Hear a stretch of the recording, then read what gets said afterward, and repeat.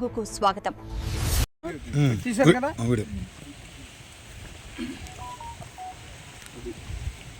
మనోళ్ళే గట్టి కొట్టారు. మళ్ళీ పిచ్చారుగా ఇప్పుడు దొరలు కదా కూర్చోండి, లోతు కూర్చోండి. నాకు వంకర కూడా తీయలేదు. బలమైన వాళ్ళు ఉన్నారా?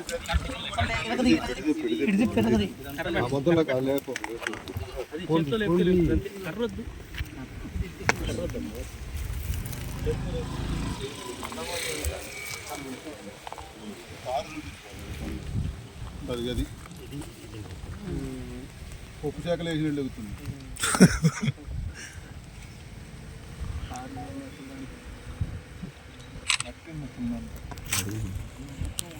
చూసారు కదా మట్టిది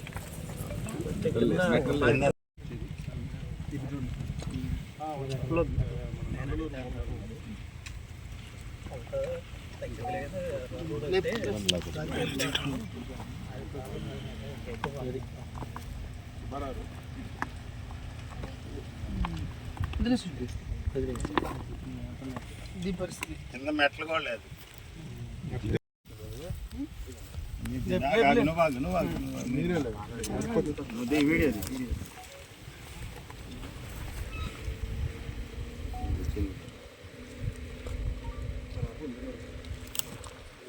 చూసారు కదా ఇది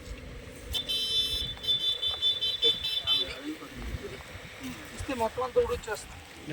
వర్షం ఒకటి గట్టి వర్షం గోకరాజపల్లి అడ్డు రోడ్డు ఒకటి వేసినటువంటి రోడ్డు మరి ఒక రోడ్డును ముందు ఫార్మేషన్ చేయకుండా ఒక లెవెల్ వేయకుండా కింద జిఎస్పి అన్నీ లేకుండా మరి రోడ్డు సరైన రోలరింగ్ చేయకపోవడం వల్ల ఈ తార్ రోడ్డు వేయటం వల్ల ఈ రోడ్డు అతుకులు బొంతగా మళ్ళీ ఎప్పటిలాగానే తయారవుతుంది. సరైన వర్షాలు కనుక ఉంటే ఈ రోడ్డు పూర్తిగా డ్యామేజ్ అయ్యేది. ఇప్పుడు ఓపెన్ అయింది రోడ్డు 2-3 months అవుతుంది. Road RNB road tar road sanction అయింది. ఇది మొత్తం మెటల్ వేయకుండా అక్కడక్కడ ప్యాచ్లుగా మెటల్ వేసి కొంత పాత రోడ్డు మీదే పోసారు. ఎడ్జీలు పగిలిపోయినా కానీ ఎడ్జీల దగ్గర కూడా గీరకుండా మామూలు నల్లమట్టి మీదే తారు పోసారు. ఆ నల్లమట్టి మీద పోసిన కాడ మొత్తం లేచిపోతుంది. ఈ వర్షాలు ఉంటే ఈ పాటికి పూర్తిగా లేచిపోయేది. మేము ఏదన్నా అడిగితే వాళ్ళు అసలు కాంట్రాక్టర్ అనేవాళ్ళు మాకు కనపడలేదు. సూపర్వైజర్ని అడిగితే మాకు ఇంతే పోయిన కాడే గీరు వేయమన్నారు, పోయిన కాడ వేద్దన్నారు, మట్టి మీదే పోసారు. తర్వాత ఈనాడు పేపర్లో కూడా వచ్చిన తర్వాత మేము 1-2 రోజులు చూసాం. అసలు దీని మీద ప్రభుత్వం యొక్క స్పందన ఎలా ఉంటుంది ఏంటిది అనేది మేము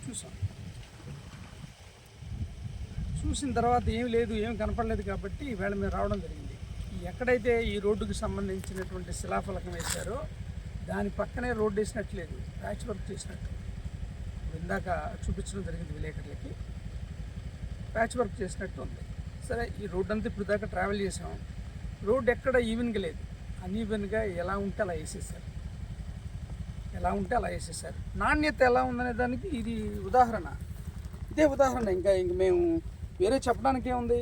ఇలాంటివి టర్నింగ్స్ దగ్గర చాలా చోట్ల ఉంది, అంటే ఊరినే లేచిపోతుంది. ఇప్పుడు రాష్ట్రం మొత్తం రాష్ట్రం మొత్తం వాన కోసం ఎదురు చూస్తుంది. వీళ్ళ అదృష్టం, మిగతా రైతులకి అందరికీ దురదృష్టం వాన లేకపోవడం, వీళ్ళకి వాన లేకపోవడం అదృష్టం. వాన వచ్చి ఉంటే కనుక రోడ్డు మొత్తం లేచిపోయేది, అసలు ఉండేది కాదు. ఈ ఎల్నినో వీళ్ళకి ఈ రకంగా ఉపయోగపడుతుంది. చూసారు కదా, ఈ రోడ్డు మొత్తం టర్నింగ్స్ దగ్గర వాటి దగ్గర చూసుకుంటూ చూసాం. తర్వాత దీనికి సంబంధించి అధికారులతో కూడా అధికారులతో మాట్లాడినప్పుడు వాళ్ళు చెప్పింది ఏంటంటే క్వాలిటీ చెక్ అయిందని చెప్పారు. క్వాలిటీ చెక్ కూడా అయిందంటే దీనికి క్వాలిటీ చెక్ అయిందంట. మరి నాణ్యతా ప్రమాణాలు ఎలా ఉన్నాయి ఏంటని అడిగినప్పుడు ఒకవేళ తేడా వస్తే కనుక రికవరీ పెడతామని చెప్పారు. అసలు ఈ రికవరీ చేస్తే మొత్తం రోడ్ అంతా రికవరీ చేయలేము, మొత్తం సొమ్మంతా రికవరీ చేయాలా, కొత్త కాదు. సొంత టెక్నికల్గా చాలా చెప్పారు ఆయన. 3 mm ఉండాలా, ఇవన్నీ చెప్పారు. 30 mm థిక్నెస్ ఉండాలా, ప్రెస్సింగ్గా వితౌట్ ప్రెస్సింగ్గా అన్నీ మాట్లాడాం. తార్ ఎంత ఉండాలని చెప్పారు. మరి అంత ప్రాపర్గా చేస్తే ఎట్లా ఉంటుంది? మీరే అన్నారుగా రికవరీ అని. ఎంత చేస్తారు రికవరీ దీంట్లో? అసలు కాంట్రాక్టర్తో మాట్లాడి లోకల్ స్థానికులంతా కాంట్రాక్ట్తో మాట్లాడారు, అధికారులతో మాట్లాడితే వాళ్ళు చెప్పిన సమాధానం విన్నారు కదా. అంటే ఏ ధైర్యం చూసుకుని ఎట్లా చేశారు, ఏ ధైర్యం చూసి రోడ్డు ఎట్లా పోసారు,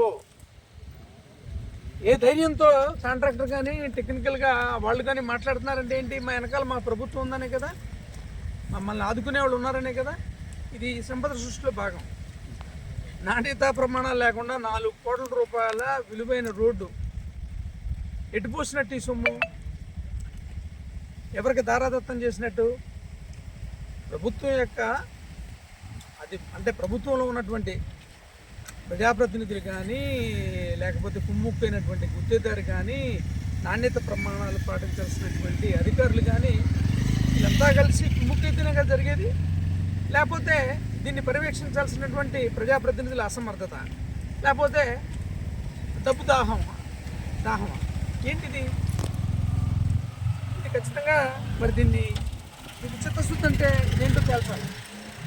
ఎంత తేల్చాలా, ఈ నాణ్యతని మీరు ఎలా పరిగణిస్తారో చెప్పాలా, ఎంత రికవరీ పెడతారో కూడా చెప్పాలి ప్రజలకు. ఇది మీ సొమ్ము కాదు, ప్రజా సొమ్ము. ఇది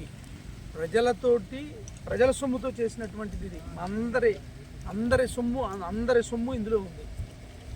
మీరు కస్టోడియన్ తప్ప మీ ఇష్టం వచ్చినట్టు చేయడానికి లేదు కదా. మీరు బాధ్యతగా చేయించాలని కదా, చేస్తారని కదా మిమ్మల్ని గెలిపించింది. మరి ఇలా చేస్తున్నారంటే మీ అసమర్థత, మీ ధనదాహమా, మీ చేతగానితనమా ఏంటిది? ఇది మీరు చెప్పాలి. ఇది ఖచ్చితంగా దీని మీద ఏ రకమైన చర్యలు తీసుకుంటున్నారు, ఏం చేస్తున్నారు అనేది చెప్పాలా. ఇది గండేపల్లి వరకు ఉన్నాం, గండేపల్లి వరకు కూడా వెళ్తాం. ఏం చెప్తున్నారు? భారీ వాహనాలు వస్తాయి, అక్కడ ఫ్యాక్టరీ ఉంది, భారీ వాహనాలు రాకపోతే నడిసే వాళ్ళు వస్తారా? ఇప్పుడు భారీ వాహనాలు మిగతా రోడ్ల మీద నడవట్లేదా?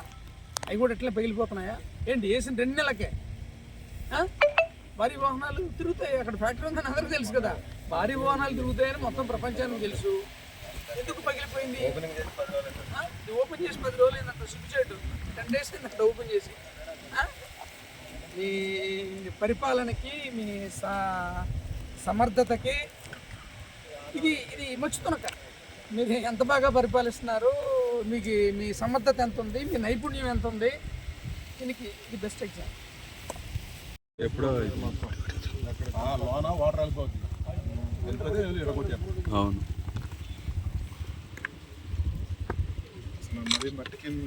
మట్టి మీద వేసారు. అందుకే అది పైకి వచ్చేస్తుంది. రోడ్డు లెవెల్ చేసి